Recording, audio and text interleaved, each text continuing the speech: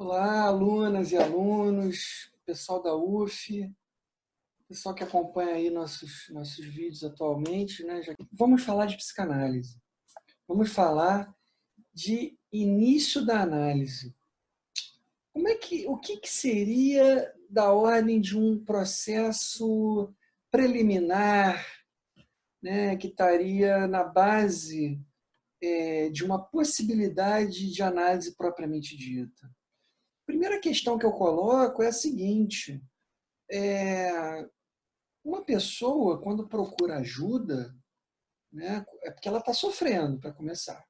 Uma pessoa que procura um psicanalista, um psicólogo, ou uma pessoa, uma terapeuta, né, é porque alguma coisa não vai bem. Né?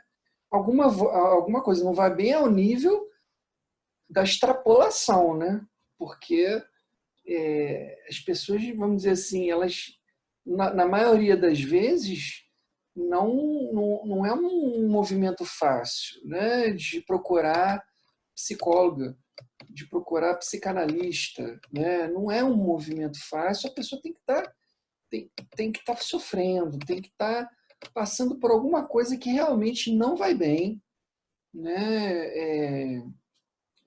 E a primeira questão que eu coloco é a seguinte: a pessoa que está procurando um terapeuta ou procurando um psicanalista, né, seja, vamos dizer, de que linha for, de que corrente de trabalho for, né, a pessoa procura o terapeuta para pedir ajuda, para demandar alguma coisa, está pedindo alguma coisa, algum tipo de solução. É um pedido de uma solução para alguma coisa que não vai bem. E o que a pessoa espera é que haja algum tipo de resposta, algum tipo de solução, algum tipo de encaminhamento algum tipo de caminho. Vamos colocar melhor assim. Qual caminho que eu posso trilhar para resolver essa problemática aqui? Isso quando a pessoa chega ao ponto de ir, né? Porque a pessoa às vezes não está muito bem, aí não vou, mas não vai. Vou procurar, mas não vai, né? É quando a coisa está pegando mesmo. É como em termos psicanalíticos, é quando o gozo está extrapolando todos os níveis de suportabilidade.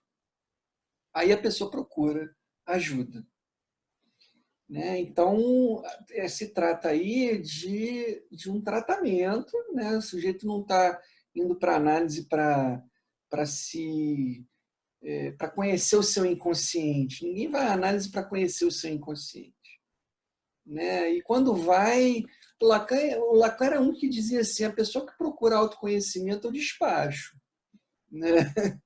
Por quê? Porque, veja, o que vai ser o motor de uma análise, né, é basicamente o sintoma.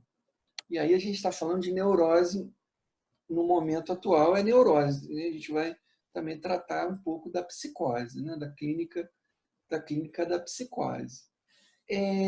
O sintoma é um elemento fundamental para que uma pessoa realmente faça análise, né? Não é que tem que ter sintoma no sentido assim de se não tiver sintoma não tem análise, então eu não vou. Veja, do ponto de vista geral, as pessoas vão porque precisam de ajuda, estão com algum sintoma, entre aspas, a gente pode traduzir sintoma por alguma coisa que não vai bem, né? Seja do ponto de vista de um sintoma histérico clássico, ou de um sintoma obsessivo, ou de uma fobia, ou de uma dificuldade de se concentrar, ou de uma dificuldade de estudar, ou de uma dificuldade com duas ou três pessoas no trabalho, né? Ou uma dificuldade com o chefe, com o filho, com a mãe, com o pai, com a sogra, né? A pessoa vai procurar análise porque alguma coisa não vai bem. algum sintoma nesse sentido que articula algo do inconsciente do sujeito, né? As pessoas que estudam psicanálise, né, elas não são obrigadas a fazer análise, mas num determinado momento é muito comum que depois de a pessoa começar a estudar, a pessoa começar a atender pacientes, tudo mais, começam a surgir questões, começam a surgir, né, às vezes questões que estavam lá recalcadas, que estavam lá, né, veladas, começam a aparecer, começam, né, alguma questão começa a aparecer, alguma coisa que não vai bem, e aí a pessoa procura análise. Então, quer dizer, as pessoas procuram ajuda porque alguma coisa não vai bem, e essa ajuda é uma demanda. A gente pode colocar isso como uma demanda de solução inicial, né? E aí eu pergunto eu coloco uma questão aqui, né, que a gente está mais ou menos articulando aqui mais ou menos desde o início, a análise começa no primeiro momento em que a pessoa procurou, do ponto de vista da psicanálise, né? A primeira sessão já é análise? Não. A primeira sessão não é análise. A primeira sessão é um momento, né, de um primeiro encontro, né, e é um momento de uma certa localização da queixa do sujeito, da queixa, né, daquilo que a pessoa traz como o que está pegando, o que está acontecendo, né? O que levou a pessoa a procurar ajuda? Uma demanda de ajuda, uma demanda de solução, né? É óbvio que a primeira sessão não é a sessão de análise. Aí. É uma sessão em que a pessoa vai expor, em que a pessoa, às vezes, pode fazer algum tipo de trabalho associativo, né? Já ali a associação livre já está implicada, de uma certa forma, né? Mas o fato é, como o Quinet vai dizer, é o texto do Quinet, as 4+1 condições da análise, que é o livro, né, e o capítulo sobre entrevistas preliminares que eu estou aqui destacando. A função das entrevistas preliminares. O Quinet vai dizer que esse primeiro momento do encontro, né, já há associação livre, a pessoa já, né, já diz mais ou menos o que está vindo na cabeça, né, você já pode estabelecer algum tipo de escuta sobre, né, sobre os conteúdos que emergem na fala do sujeito, mas o sujeito ainda não entrou no jogo da análise, na análise propriamente dita. E o que vai, né, diferenciar? Esse é um ponto importante para a gente tratar aqui. O que vai diferenciar um processo preliminar, o início de tratamento, né, e a análise, né? O Freud escreveu um texto chamado Sobre o Início do Tratamento. Sobre o início do tratamento, ele escreve esse texto e ali ele vai colocar algumas considerações e algumas recomendações para o analista em relação a esse primeiro momento inicial, né? Esse momento inicial, né? Melhor dizer. Né, quer dizer, esse início é um início ali onde vai se definir quantas mais ou menos sessões a pessoa vai fazer por semana, né? O que está acontecendo com a pessoa, né? Qual é a queixa da pessoa, a que a pessoa, né, remete essa primeira queixa, né? Escutar um pouco além da queixa, né? Às vezes dá uma devolução para a pessoa, mas é um momento também, né? Às vezes não é numa primeira sessão, às vezes demora várias sessões, é um momento de mais ou menos delimitar uma hipótese de estrutura, né? No caso, uma hipótese diagnóstica no sentido não do diagnóstico médico, né? mas no sentido de uma diferenciação entre neurose, psicose e perversão, né? Então, claro que a perversão, o perverso vai, né, é muito mais difícil um perverso procurar análise, né, a não ser quando a coisa não está indo bem com os seus fetiches. Às vezes, né, a pessoa vai procurar uma ajuda, mas é muito raro. É bem mais difícil um perverso procurar análise, o que não é também da ordem do impossível, né? Existe análise do perverso, né? Mas vamos trabalhar aqui do ponto de vista da neurose, da psicose. Esse momento preliminar é um momento importante. Além do sujeito não ter entrado ainda em análise, a primeira sessão não é análise propriamente dita, e as primeiras sessões ainda também não são análise, não é análise, né? O sujeito está ali começando a trabalhar as suas queixas e, obviamente, né, que a gente já entendeu que o sintoma ele articula uma mensagem e ele articula alguma coisa de um dizer, né, inconsciente. Ora, esse dizer inconsciente é sobre o outro. Fundamentalmente, esse dizer inconsciente é sobre o outro. O sintoma é um dizer inconsciente, né, metaforizado, cifrado, sintoma neurótico. É uma cifragem de alguma coisa que está recalcada. Então, cifra, né, que funciona como um representante do recalcado de maneira velada, vela o material recalcado. E aí, nesse sentido, o sintoma, isso que não vai bem, isso que está atrapalhando, isso que está, né, atormentando, né, em primeira instância, a primeira coisa que a pessoa vai fazer comumente é falar do outro. O que você tem a dizer, né? Então, o que vem na cabeça é o outro, né? São as relações com o outro, com os outros. E, normalmente, as queixas são queixas dirigidas ao outro, né? A queixa que a pessoa diz, olha, eu estou com um problema tal, assim, assim. Aí, né, quer dizer, então, né, colocando aqui de uma maneira, de um grosso modo, associe livremente, né? O que te vem na, né? O que vem na cabeça é o outro. Mesmo que o sujeito não faça uma associação consciente entre o sintoma e o discurso que ele está tecendo ali, né? A associação é inconsciente, obviamente, né? Isso é que caracteriza o inconsciente. É do outro que o sujeito vai começar a falar, né? Inicialmente,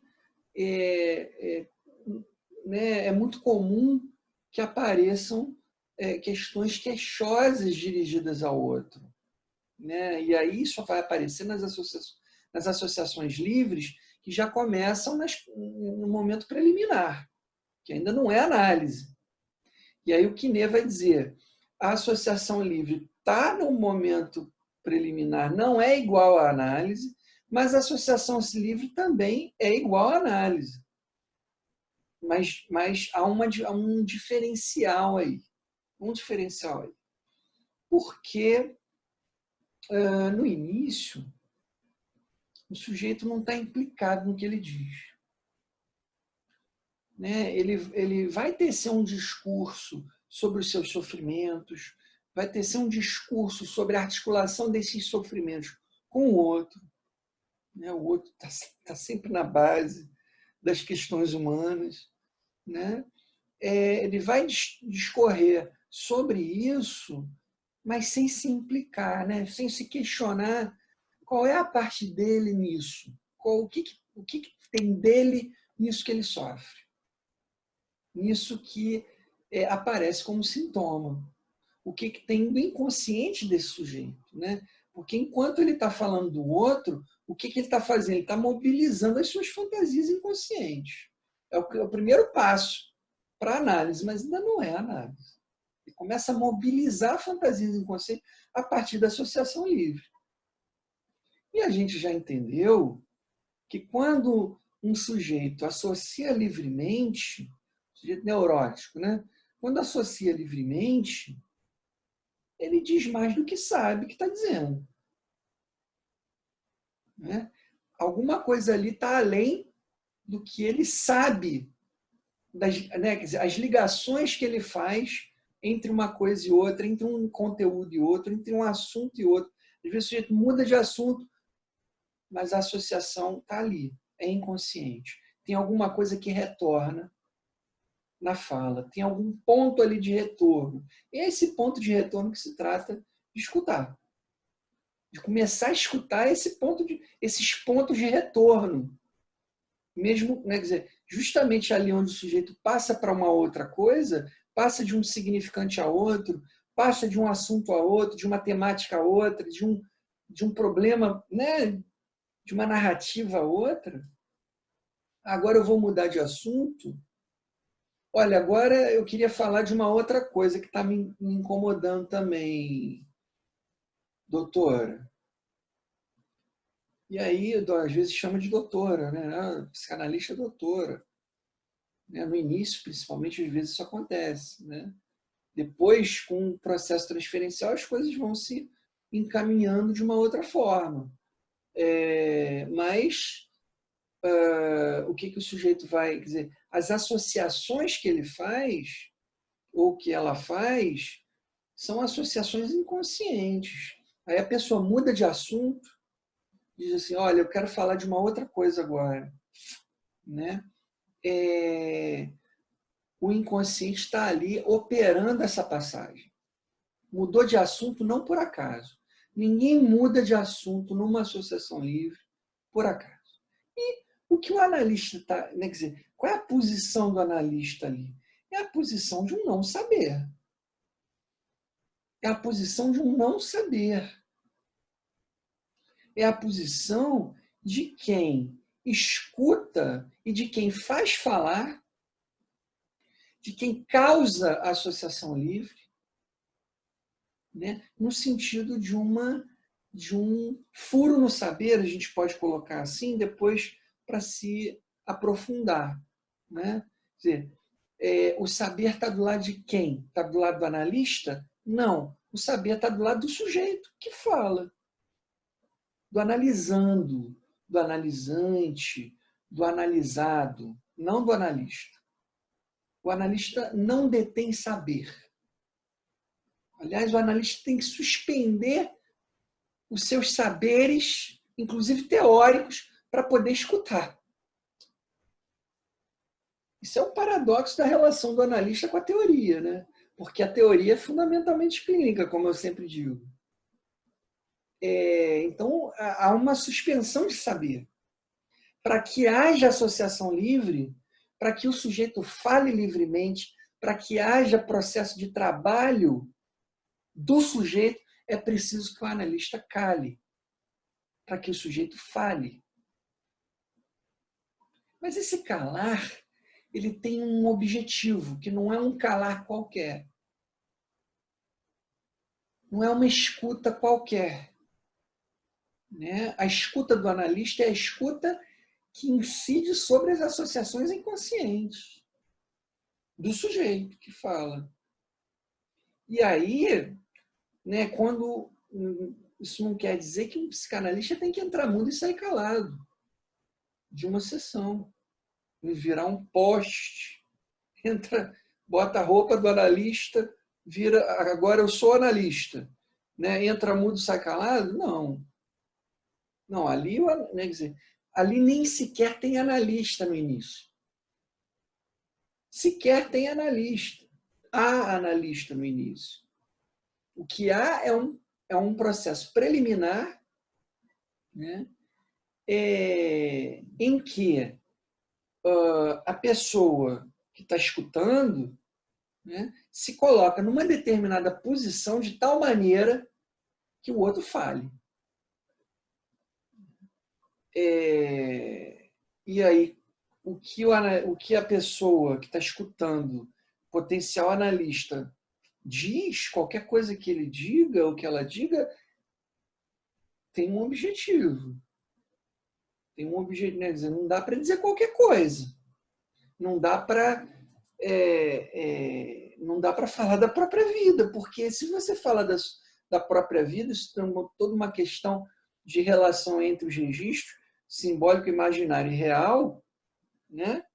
O que você faz? Você embarrera a análise. Né? Se você diz, né, se você diz alguma coisa para a pessoa que parte da sua concepção do seu eu, isso também embarrera a análise. Há uma abstinência do analista. Há uma abstinência do analista. O analista tem que se abster de tudo para poder escutar, inclusive dos seus juízos de valor. Porque se o analista julga o paciente, é impossível que ele mude de posição, é muito possível que ele faça algum tipo de trabalho de análise. O analista não pode julgar, ele não está ali para julgar. Nem para julgar, nem não é do ponto de vista de uma fala de juízo sobre o outro, nem do ponto de vista do pensamento. Né? Tem uma suspensão aí. É preciso uma suspensão. Né? É preciso uma suspensão, e o Lacan vai dizer, uma suspensão do próprio ser. Porque o analista não julga, o analista escuta. O analista não tece nenhum tipo de pensamento ou juízo de valor sobre o que o paciente está dizendo. O analista está ali para trabalhar as questões do sujeito. Mesmo que o analista discorde da posição do sujeito do ponto de vista da vida, se aquele sujeito, né, vamos dizer, ele está numa determinada posição que gere sofrimento para ele e para os outros, ele só vai poder mudar isso com um percurso de análise. E para que haja análise, é preciso que o analista se abstenha de tecer concepções de vida. É preciso que ele trabalhe ao nível dos processos psíquicos do sujeito, para que esse sujeito se trate de fato. Para que ele se trate de fato. Então é preciso uma suspensão aí. Ora, esse primeiro momento já é um momento de suspensão. Esse processo preliminar já está implicado uma suspensão. Você não vai aparecer ali como uma outra pessoa, né, que pensa, que julga, que acredita nisso ou naquilo, que tem tal e tal crença, e tal valores. Não, você está ali suspenso dos seus próprios ideais, do seu próprio narcisismo. Por isso que é importante fazer análise para o analista. Suspenso dos seus próprios narcisismos, dos seus próprios ideais narcísicos, para que haja escuta. Suspenso em relação aos seus fantasmas, para que haja escuta. Né? E para que haja fala, para que o sujeito fale. Né? O analista é causa da fala. O analista funciona como uma causa. O analista faz falar. Isso não é uma posição que se possa encontrar nos livros, encontrar numa forma de uma cartilha sobre como proceder em relação a isso. Isso faz parte de uma lógica, né? De funcionar como não saber. Por exemplo, naquele caso, o caso da neurose obsessiva, em que a pessoa troca o significante cama pelo significante mesa e fazendo uma metáfora aí, uma operação metafórica.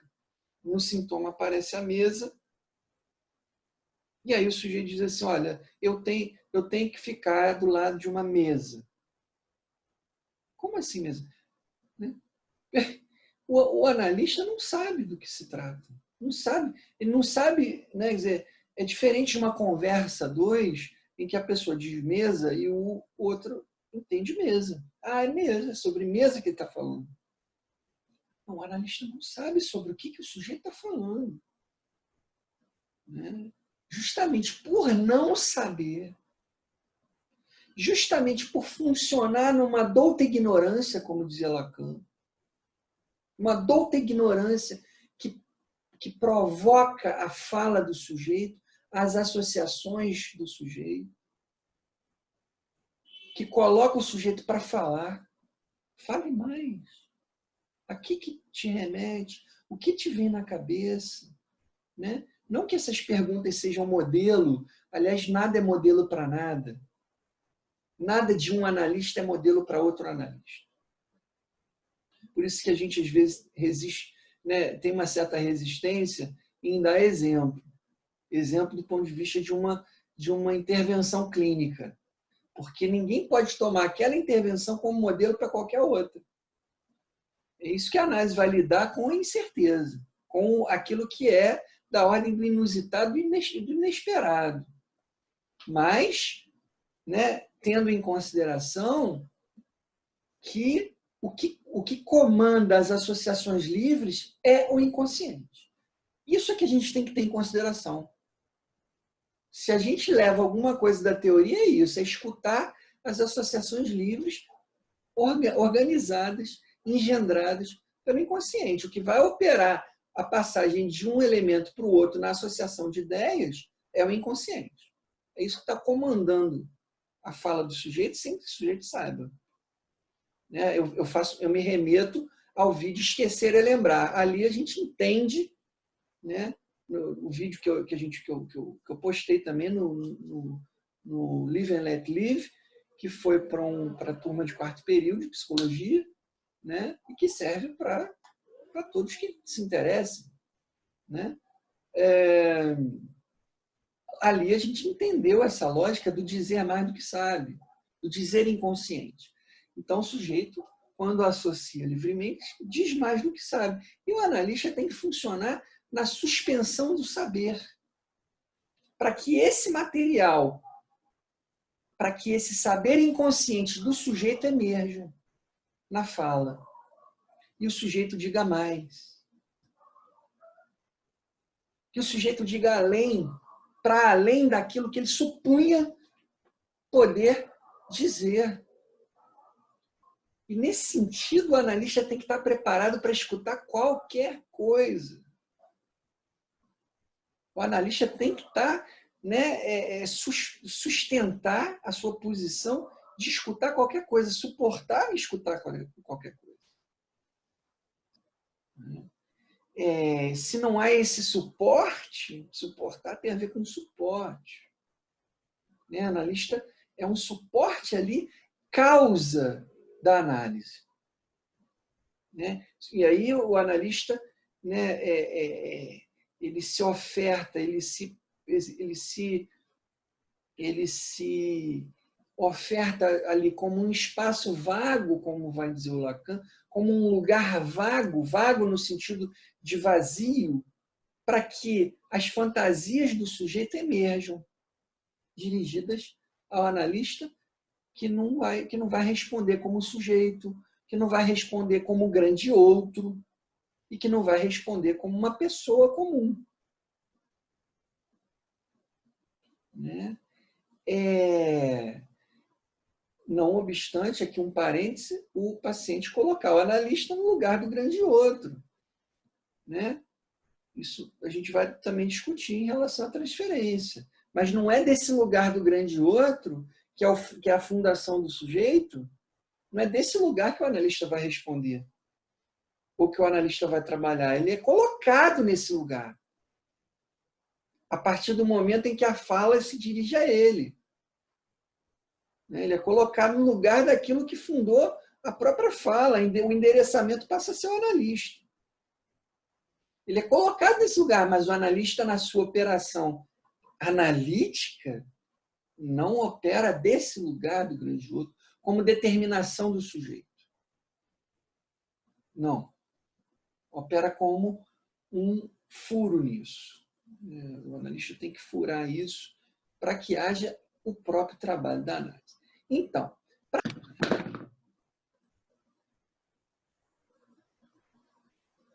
na medida em que um sintoma, né, o que O que está na base do sintoma? É o fantasma.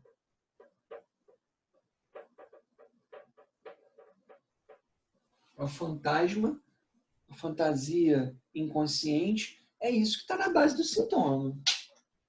Então, não foi o outro que fez com que eu ficasse doente. Doente no sentido do sofrimento. Sofrimento neurótico. Não foi o outro que, apesar de que o que o outro disse para mim caiu como um problema e tudo, o que o outro fez, o que o outro deixou de fazer, não é por causa do outro que eu estou neurótico. É por causa do meu fantasma. O outro está presente nisso, mas é o que eu faço com isso que vem do outro. Né? E o que eu fiz com isso desde a minha experiência mais primária, mais infantil. E que eu repito na vida. E o que eu retorno, isso que retorna na vida psíquica, na vida sintomática e vai retornar na análise. É da ordem do fantasma. Então, com o que o sujeito, quando ele começa um processo de associação livre, ainda não é análise, mas com o que o sujeito começa a se deparar? Com o fato, ele começa a se deparar com o fato na medida em que o analista escuta, e não é qualquer escuta, é escuta das associações inconscientes, em primeira instância, é a ignorância douta, é a suspensão do saber, é a suspensão do juízo para escutar, para fazer o sujeito trabalhar. A partir disso, o sujeito começa a se dar conta de que o sintoma faz referência a fantasmas que são seus. Né? O sujeito começa, quer dizer, na medida em que o sintoma começa a se desmontar, o sentido do sintoma começa a aparecer, na medida em que o sujeito começa a aparecer, né, começa a emergir o sujeito do inconsciente, na fala, na medida em que o sujeito diz mais do que sabe, se espanta com o que diz, por exemplo, e é preciso que haja um suporte para isso, que é a escuta do analista, né? Senão o sujeito não suporta. Dizer, né, se estranhar com o que diz, por exemplo, se dividir em relação à sua própria fala, se dividir em relação a determinadas ideias que vêm na cabeça, é preciso que o sujeito suporte isso. E ele vai suportar isso através de quê? Da transferência. Então, o fantasma vai se atualizar na transferência. Ora,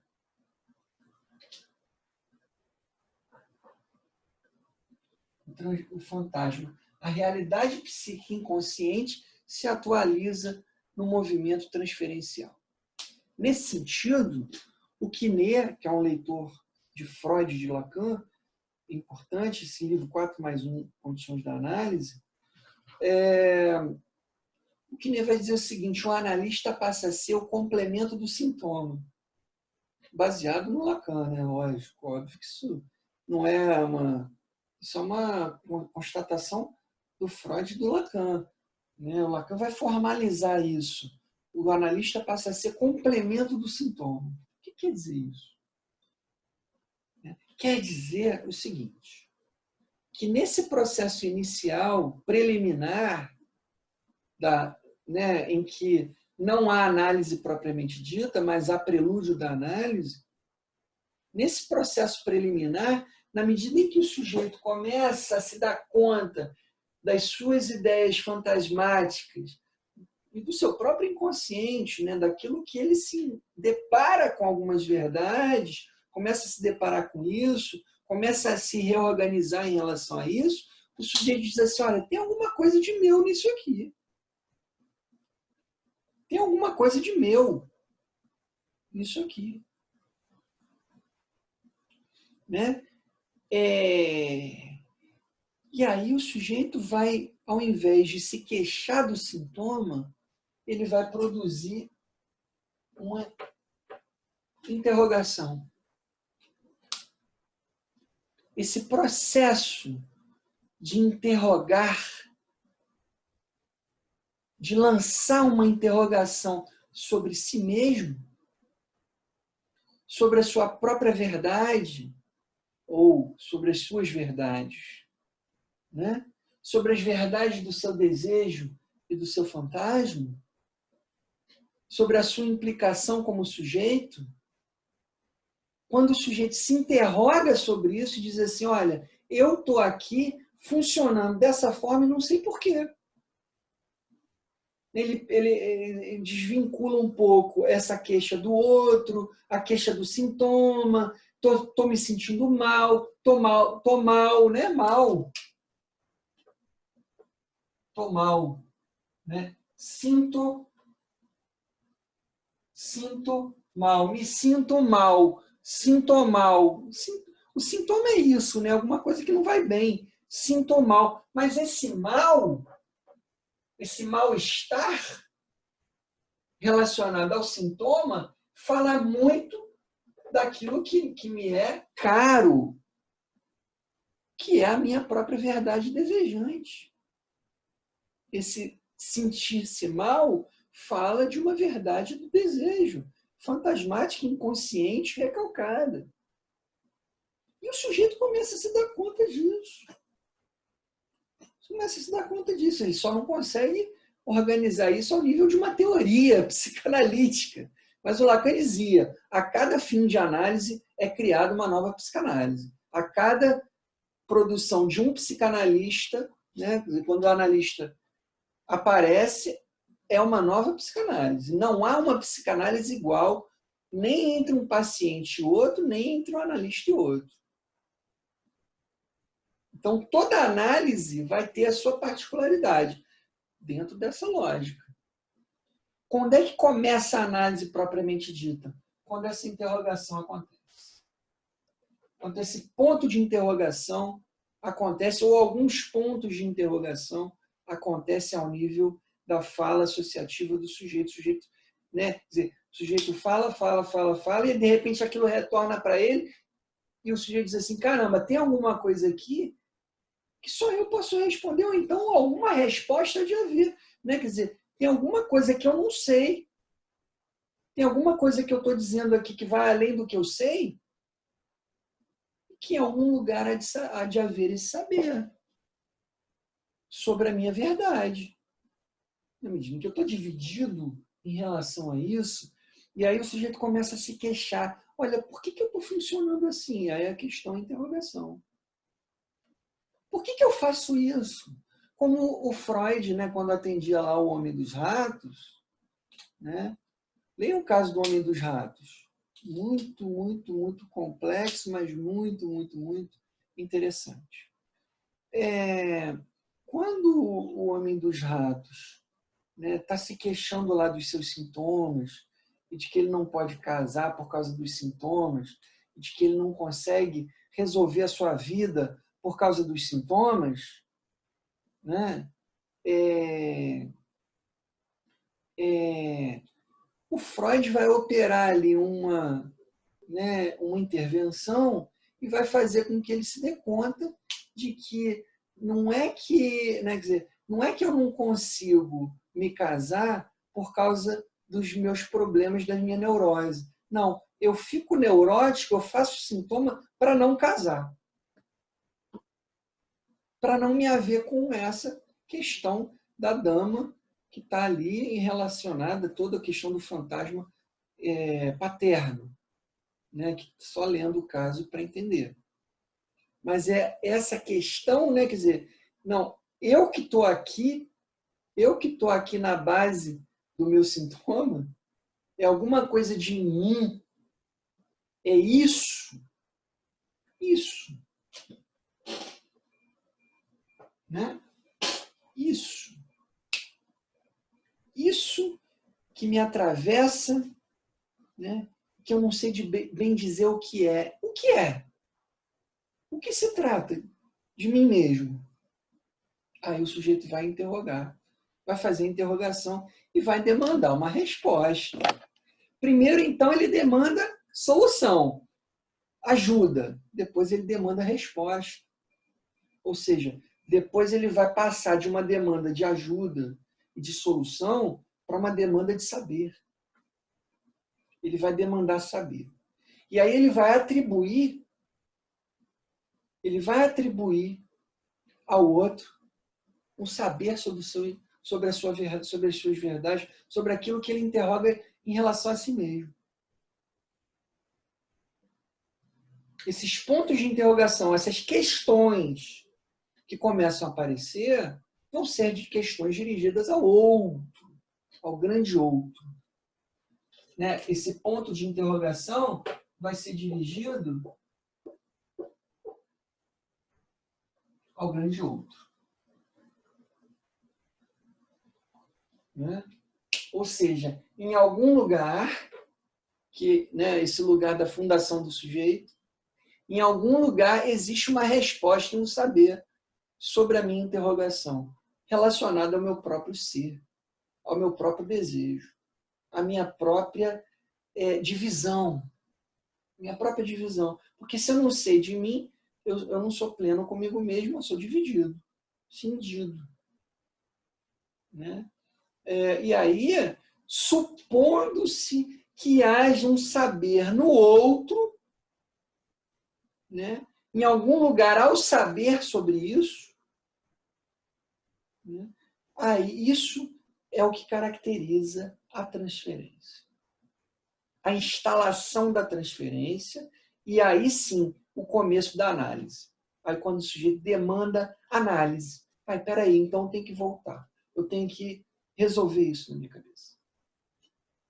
Eu tenho que ir lá com ele ou com ela, né, resolver isso. E aí o analista está trabalhando junto.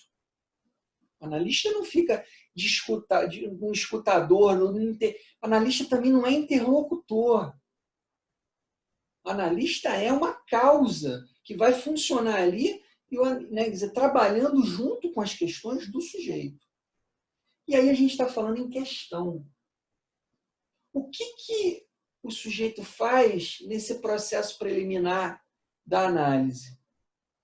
O que acontece e no momento de entrada em análise propriamente? O que ele faz é transformar o sintoma numa questão. É transformar aquilo que traz sofrimento do que ele se queixa em questões. Questões. Olha, eu tenho uma questão aqui minha, da minha relação com o outro e do modo como eu estou, no modus operandi como eu vivo a vida. Tem alguma coisa aí que eu tenho que ver. São questões. As questões vão começar a surgir. E aí não são mais sintomas no sentido, né, que é assim, eu tenho um sintoma tal, eu tenho um problema tal, eu tenho... Não. A minha questão é que está em jogo agora. Não é por acaso que depois de falar, depois de abrir o campo da associação de ideias, os sintomas começam a deslocar, desaparecer, ou desmontar, ou perder força. O que vai acontecer é que quer dizer, a força da questão que o sujeito vai dirigir ao analista em posição de grande outro é a força do próprio, é de um novo sintoma. É de um novo sintoma. Agora eu não preciso mais dos meus sintomas. Agora eu preciso de você. Agora eu preciso de você. E aí o analista vai ser, como diz o Quiné, o complemento do sintoma. O próprio Freud diz, né, que a transferência é o sintoma da análise. É o sintoma. A transferência é um sintoma. Ora, isso é fundamental para entender esse processo inicial, esse momento inicial da análise, em que, no início, não há analista, mas na medida em que o paciente coloca esse que escuta, esse que trabalha junto, coloca ele num lugar específico relacionado ao seu fantasma,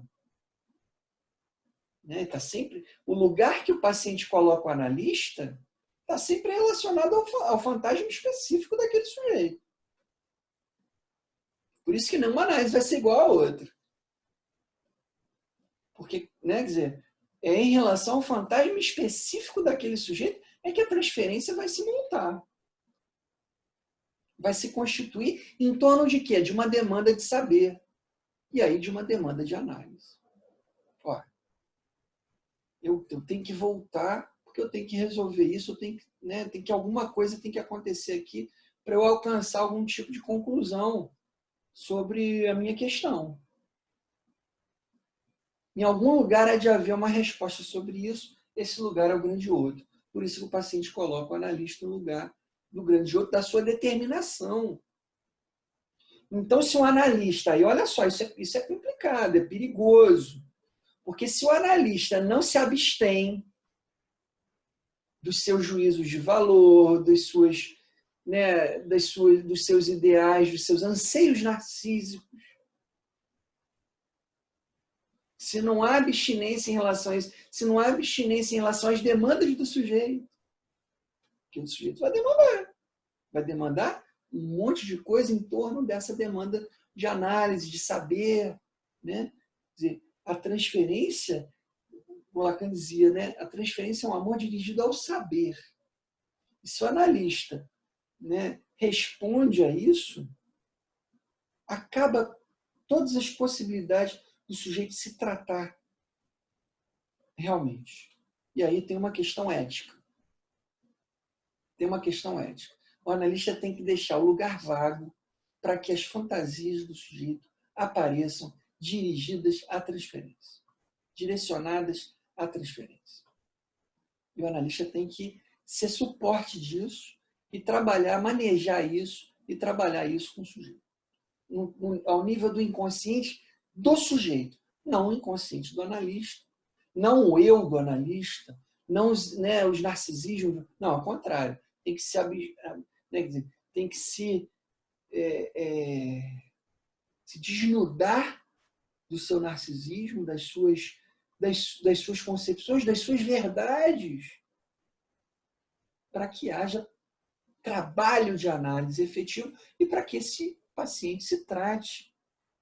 E às vezes se trata de tal maneira que ele muda de posição em relação a muita coisa. Muda até de opinião, de concepções. Para que, né, quer dizer, isso é uma incógnita, né? Ninguém sabe o que vai acontecer. Essa aqui é a questão da análise também. Ninguém sabe o que vai acontecer no percurso da análise de um sujeito.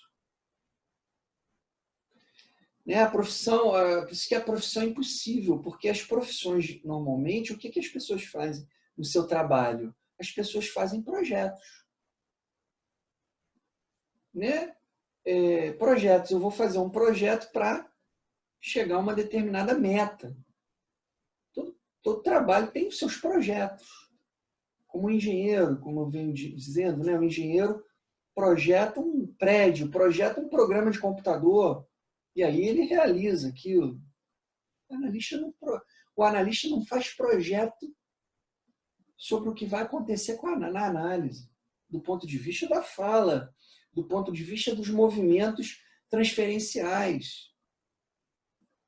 Não existe prévia disso. Não existe previsibilidade nisso.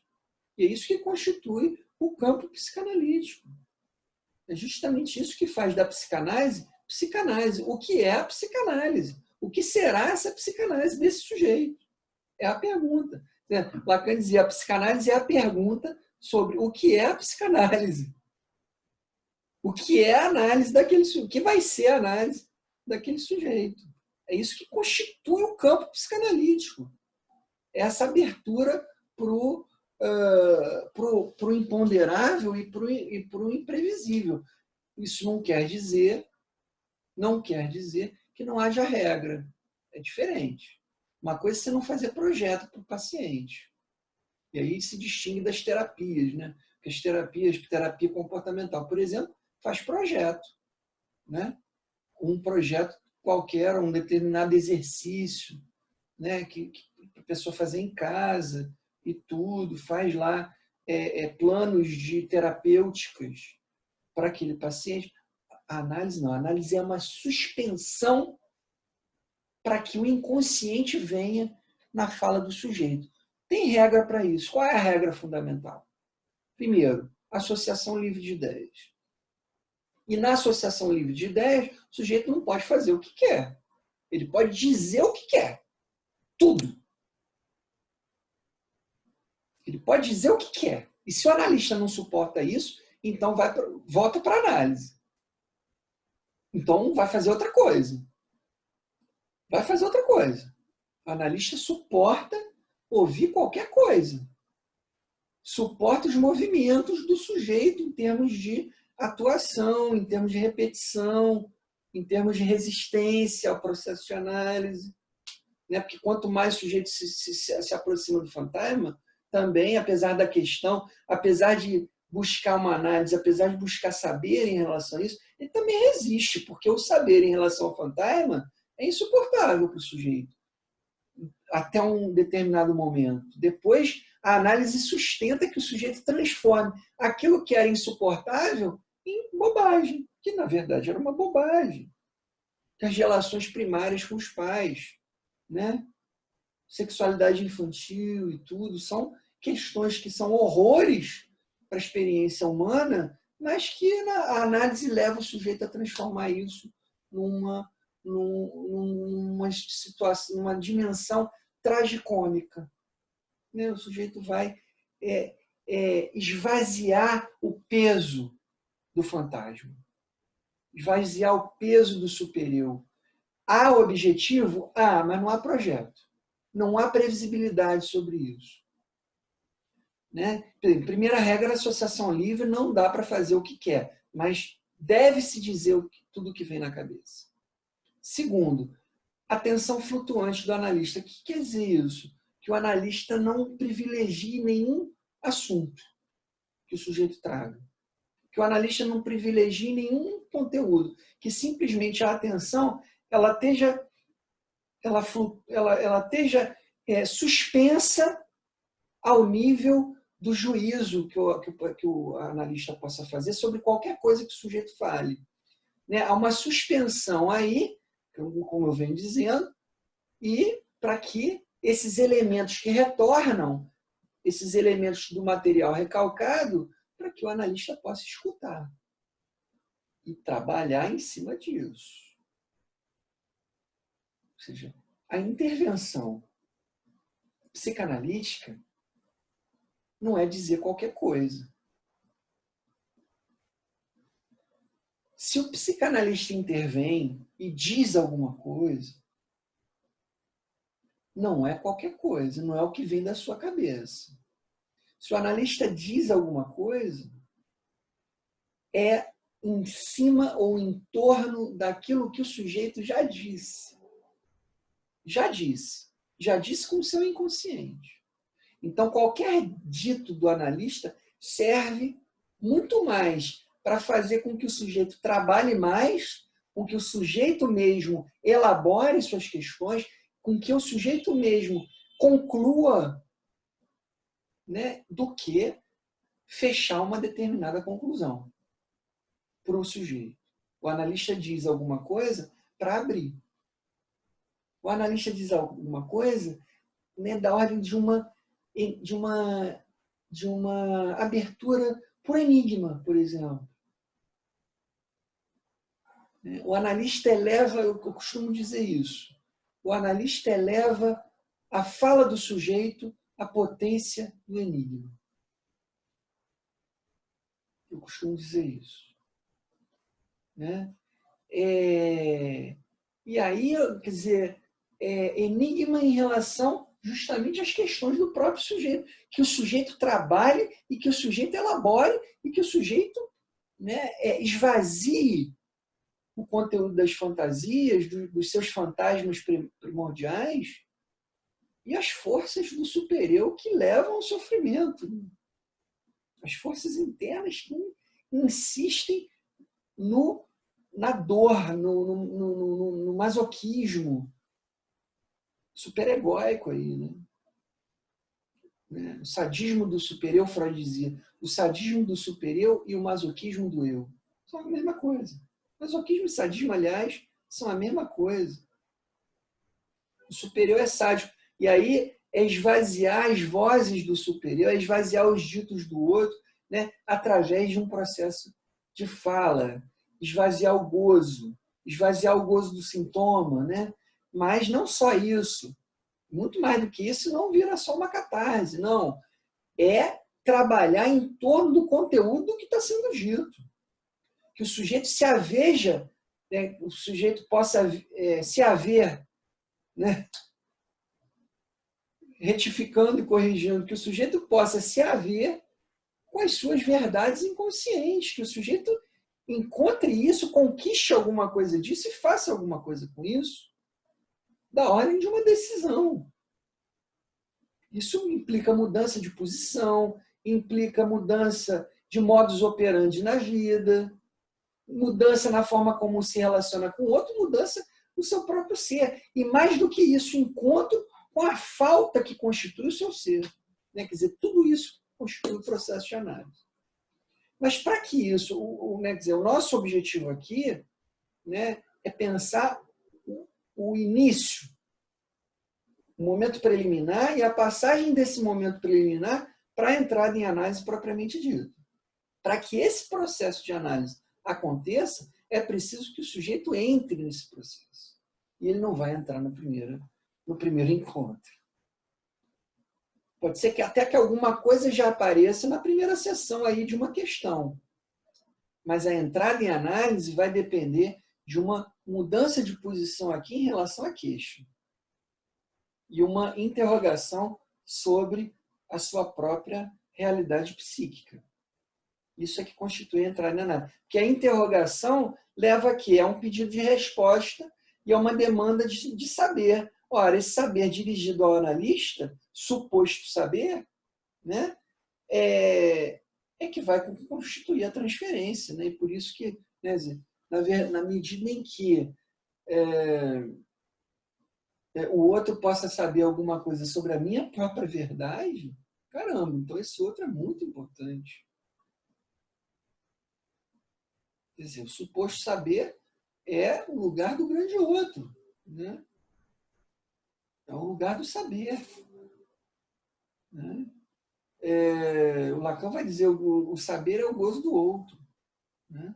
Então, o analista responde como um grande outro? Não. O analista responde como analista, do lugar de um buraco aí que proporciona um lugar vago, como dizia Lacan, no seminário 8 sobre a transferência, um lugar vago que possibilite que as fantasias do sujeito emerjam. Ok? E aí, instalada a transferência em função das questões que o sujeito vai levantar na análise, aí o sujeito entra em análise. Na medida em que surge a interrogação e a transferência se instala. Aí, a entrada em análise propriamente dita. Tá? Então, né, para arrematar as ideias, esse processo preliminar implica na hipótese diagnóstica, neurose, psicose ou perversão, implica na constituição dessa passagem de uma queixa sintomática de uma função sintomal para uma função transferencial, de uma transformação do sintoma em questão, de um encontro com um processo inicial de encontro com os fantasmas inconscientes, com as verdades inconscientes, né? E a questão sobre isso, e o próprio momento de entrada, essa passagem do que o Lacan chamou de entrevistas preliminares e que o Freud chamava de tratamento de ensaio. Para a gente concluir, eu vou fazer só uma pontuação. As entrevistas preliminares, chamadas de entrevistas, isso não quer dizer que seja pergunta e resposta. Não. Uma entrevista, um pergunta, outro responde. Um pergunta, outro responde. Também não é uma conversa. Entrevista no sentido de um processo preliminar. Né? Ali onde o analista vai né, conseguindo localizar onde é que está a queixa do sujeito e o sujeito também se localizar na sua queixa. Esse momento preliminar. Né? E aí não é pergunta e resposta, é colocar para falar. São coisas diferentes. O Freud chamava isso de tratamento de ensaio, que já é um tratamento, E aí a pontuação que eu faço é a seguinte: às vezes um processo preliminar demora algumas sessões, às vezes demora meses. Isso não quer dizer que não haja tratamento. O tratamento já começou. Freud chamava isso tratamento de ensaio. E muitas vezes, né, o sintoma, ele mesmo, às vezes, se desconstrói em função da instalação do processo inicial ali em que a transferência está se instalando. Isso já é um tratamento, isso já tem efeitos terapêuticos. Né? Não precisa ficar 40 anos fazendo análise para que haja efeito terapêutico. Não, basta 4 sessões, às vezes, já tem efeito terapêutico. Às vezes, 2 meses tem efeito terapêutico. Isso não quer dizer que a análise, nem que a análise acabou, a pessoa melhorou, está se sentindo melhor e tudo, nem que a análise acabou e, às vezes, nem que sequer que tenha começado. Nem que começou. O processo de psicanálise, né, vai muito além de uma terapêutica, de uma psicoterapia. A análise produz efeitos terapêuticos, mas se ela estanca, se o sujeito estanca nos efeitos terapêuticos, o próprio Lacan vai dizer, a psicoterapia nesse sentido conduz ao pior, porque o sujeito não vai trabalhar as questões inconscientes e não vai se encontrar com o seu fantasma fundamental, infantil. Não vai se encontrar com o real, que constitui o seu fantasma. A análise leva a esse processo. E esse processo é fundamental, né, para que o sujeito viva de uma maneira mais criativa, mais inventiva do que atrapalhada, do que o sujeito se atrapalhar, se sabotar. Né? Há uma mudança aí depois de um processo de análise que tem a ver com isso, que tem a ver com uma posição muito mais inventiva e muito mais de uma suportabilidade em relação ao próprio real. O próprio real que solapa, às vezes, o sujeito suporta muito melhor um real depois de uma análise. O sujeito se encontra com o real e ele vai passar a funcionar em relação, a partir do real, a partir da sua castração, não contra ela. Fazendo sintoma, né? O sintoma vem como uma forma de tamponar a castração. Né? E aí a análise leva o sujeito a justamente viver a partir da sua castração, do desejo, né? No sentido, na direção muito mais da criação e da invenção do que de uma reverberação do mal-estar. Né? De um sintomal nesse sentido aqui. Né? Ou seja, lidar melhor com o mal-estar da cultura. A análise proporciona isso. E aí as questões de cada um vão ser as questões de cada um no mal-estar da cultura. As questões relacionadas a filho, pai, mãe, né, namorada, namorado. Questões que atravessam o sujeito, das quais o sujeito precisa falar e precisa se reposicionar, atravessar os seus fantasmas. A travessia do fantasma aí que a análise proporciona, né? Dentre outras coisas que não se esgotam nesse momento aqui nosso. Bem, então a gente encaminha, né, a referência aqui é o texto A Função das Entrevistas Preliminares, do Antônio Quinet, e essa questão, então, da entrada em análise, para a gente concluir, é justamente a possibilidade do inconsciente dizer e o sujeito fazer alguma coisa com isso. Ok? Então, até a próxima.